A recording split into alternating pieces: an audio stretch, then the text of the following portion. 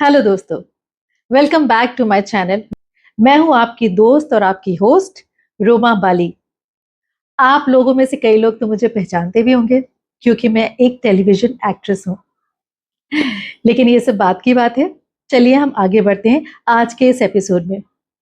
तो आज का एपिसोड बहुत ही इंटरेस्टिंग होने वाला है, इसे एंड तक जरूर देखिएगा।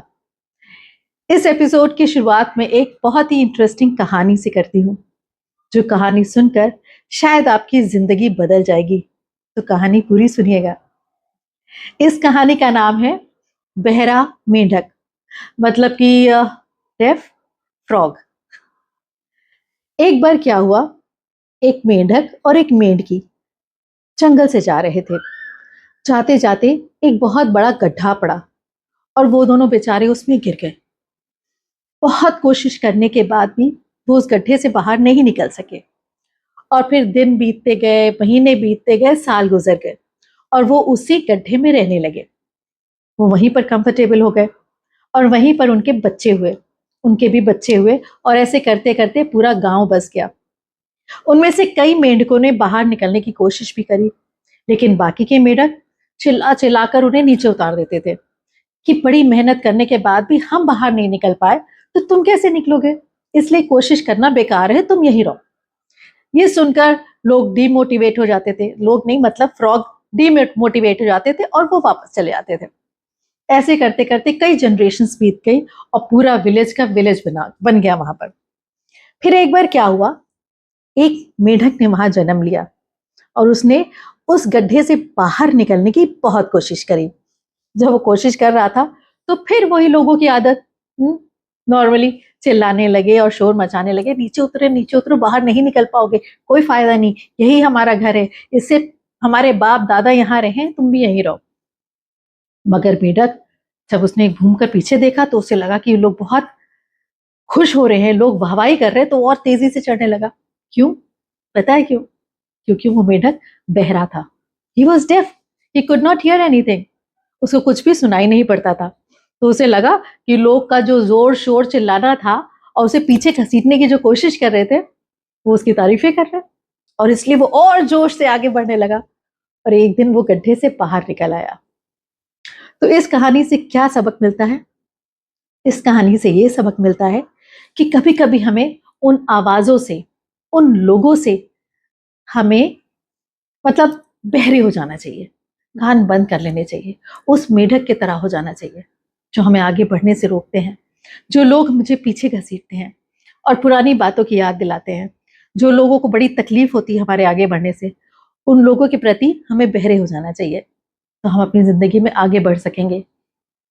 जब हमें हमारे ऊपर उनकी बातों का कोई असर नहीं होगा तो हम अपनी बात सुनेंगे और हमें खुद पता है कि हमारी क्या पोटेंशियलिटी है, राइट? तो आज का एपिसोड अगर वो लोग देख रहे हैं जो ऐसी ही स्थिति में फंसे हुए हैं, जिन्हें लगता है कि बाहर कोई रास्ता नहीं है, जो जीरो हो गया है सब कुछ। सो दोस्तों, इस पॉडकास्ट में और आने वाले कई पॉडकास्टों में मेरा एक ही मकसद है कि उन लोगों से जुड़ना जो डाउन साइड में है, जो स्ट्रेस है, डिप्रेशन में है, जिन्हें लगता है कि लाइफ में कुछ नहीं बचा, आगे कोई और रास्ता नहीं है। तो आप घबराइए मत, क्योंकि आप इस सफर में अकेले नहीं हैं। आप जैसे और बहुत सारे लोग हैं और सबकी जिंदगी में ऐसा कभी ना कभी जरूर होता है। तो मैं चाहती हूं कि हम एक कम्युनिटी बनाएं, हम उन लोगों से बात कर सके जो इस तरह का फील करते हैं, क्योंकि हम सब ऐसे दौर से गुजरते हैं।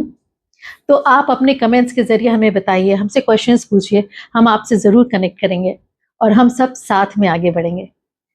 क्योंकि एक वक्त ऐसा था जब मुझे भी लगता था कि life is very boring, life में कुछ इंपॉर्टेंट है ही नहीं। मोटिवेशन जीरो होता था, सुबह उठने का मन नहीं करता था, दिन भर थकावट सी रहती थी, क्या करें क्या नहीं करें, लगता था कि एक अंधेरे में है।